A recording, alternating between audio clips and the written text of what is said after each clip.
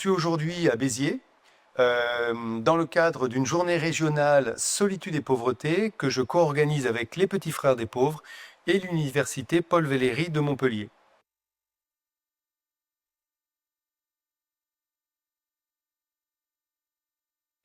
Solitude et pauvreté, me direz-vous, quel est le lien entre ces deux termes? Si l'on désigne par le concept d'isolement social la mesure objective de l'isolement d'une personne, le nombre de rencontres qu'elle fait dans la semaine, le nombre de relations qu'elle a par Internet ou par téléphone, à l'inverse, la solitude est un phénomène subjectif qui désigne la souffrance vécue par les personnes atteintes d'isolement. On peut être isolé et ne pas souffrir de solitude, on peut à l'inverse être seul, se sentir seul au milieu de la foule. La solitude ne concerne pas que les personnes âgées, elle concerne toute la société. Et d'abord, on peut penser naturellement aux jeunes. Les jeunes sont évidemment très addicts aux réseaux sociaux. Et pourtant, la santé mentale des jeunes se détériore. Et ce n'est pas sans lien avec l'existence des réseaux sociaux qui leur donnent l'illusion d'avoir beaucoup d'amis, mais beaucoup sont en réalité désespérément seuls. Revenons aux personnes âgées.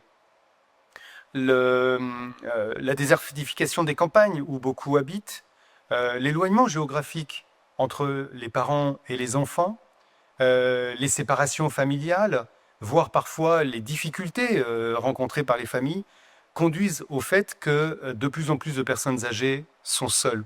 2 millions de personnes selon les Petits Frères des Pauvres, dont 730 000 qui se sentent en situation de mort sociale, c'est-à-dire qui n'ont plus aucune relation avec personne. La pauvreté est un facteur aggravant de la solitude ou la solitude est un facteur aggravant de la pauvreté. En effet, une personne qui n'a pas les moyens de pouvoir avoir une vie culturelle, une vie sociale, pour des raisons financières, va évidemment voir sa solitude aggravée. Or, la solitude, on le sait, elle comporte un certain nombre de pénalités en matière, par exemple, de santé, de dépression, d'aggravation des maladies, mais également de mortalité. Une personne seule ne vit pas aussi longtemps qu'une personne entourée.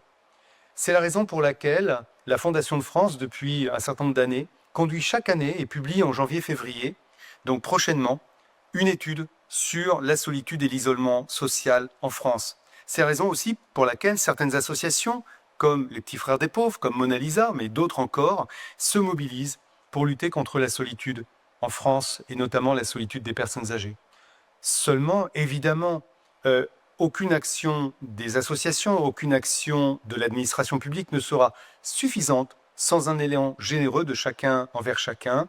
Donc, j'en interpelle évidemment à chaque citoyen de se préoccuper de son voisin, de sa voisine, de sa propre famille, de ses proches, de façon à ne pas laisser de personnes dans cette situation de pauvreté. Une seconde vidéo présentera tout l'enjeu des politiques publiques de lien social, dans le sens évidemment de la lutte contre la pauvreté des personnes les plus précaires. Et donc, je conclus en me félicitant de cette journée organisée ici aujourd'hui à Béziers sur un sujet qui est malheureusement trop orphelin et qui devrait faire l'objet de préoccupations de l'ensemble de notre société, car derrière cette solitude des personnes âgées, c'est chacun d'entre nous qui est menacé. Je vous souhaite en tout cas une belle journée et je souhaite vivement l'engagement de chacun et de chacune d'entre vous. Merci.